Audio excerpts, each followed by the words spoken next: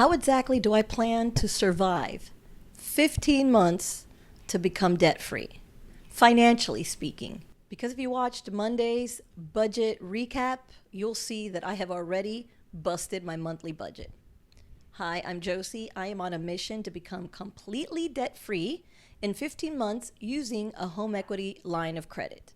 And so here I am talking to you about how I'm going to make that happen and what happens when I screw up because realistically speaking, this is the first month that I'm starting the journey and I gave myself $300 of spending this month.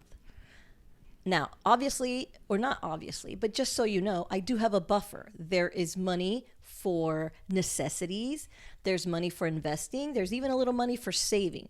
So I have all of that calculated in there. But unfortunately, what I budgeted for fun money was gone in the first 2 weeks. And now I'm way over budget. So I just wanted to talk to you about, what do you do when you have a budget and you're trying to pay off your debt and you screw up?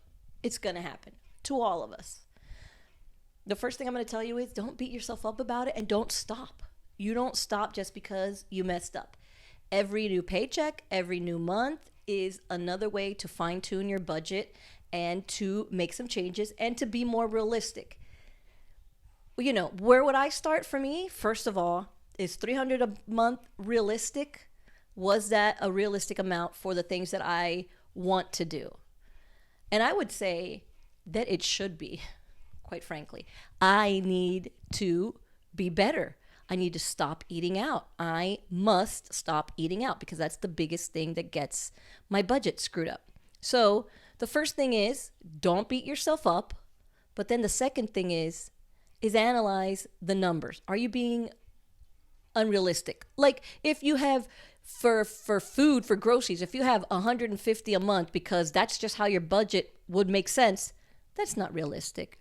There is no way that you can survive on $150 a month groceries. Now, if you're a single person by yourself and you really actually love, Caesar salad and a biscuit, breakfast, lunch, and dinner, then maybe you can. But realistically, what is your number? You have to be honest about that number.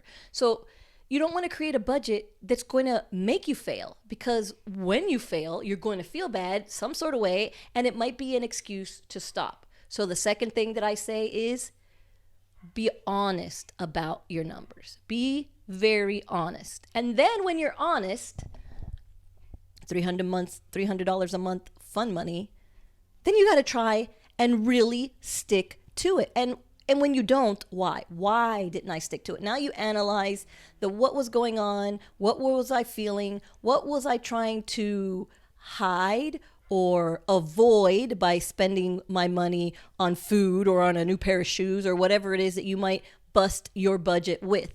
You have to analyze. And I love this, and I do this all the time myself. You have to journal.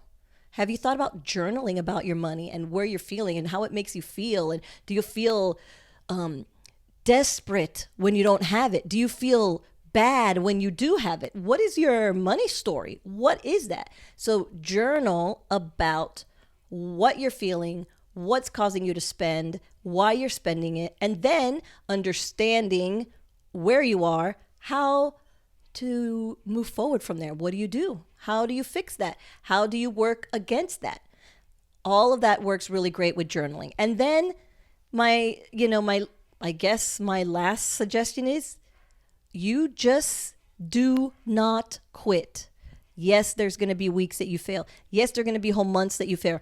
Yes, there's going to be situations that are going to take your money and you can't make that big payment because something disastrous happened. Unfortunately, most of us live paycheck to paycheck. We don't have an emergency fund. So if you're trying to do your journey, but then you need to spend money on something, stop, spend the money.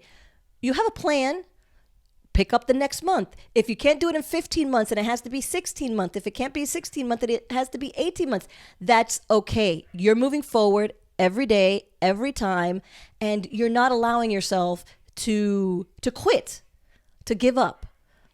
Accept that you had the bump, But how am I going to fix it next time? How do I do better next time? Maybe if you can bring in some more income, if you can cut a corner somewhere else, you do that. So I already screwed up. We are only on the 20th of November and my budget is gone. But guess what? Thanksgiving is next week. I got stuff to do. I got people to see. I got places to go. My budget is going to be ruined this month. And I've accepted that. I understand that. I am okay with that. I am going to start again in December. That doesn't mean I'm going to go crazy this month, but it just means that I am going to just understand every time I use the credit card or my debit card or I spend some money, you are over budget. Remember this. Keep it in your mind. You are over budget so that I understand and that I'm like, no, next month. And I know next month is December and there's gifts and all this kind of stuff. But you know what? When I redo my budget for next month, I think I'm going to have to put another little buffer in there. Does that mean less savings? Does that mean less that I want to try and to invest? Yes. But my goal is to change every other number except when I can absolutely avoid it, the amount of money that I'm sending to the home equity line of credit. That is the one number I don't want to mess with. Everything else can change. I can move it around. But that one, I must not. That is what I'm trying to commit to you, and you'll see it because you're going to see my monthly payments and see if I follow through. But at the end of the day, the point is give yourself grace. We all screw up. Don't beat yourself up about it, but also don't give up because we're going to do this. You and I, we got this.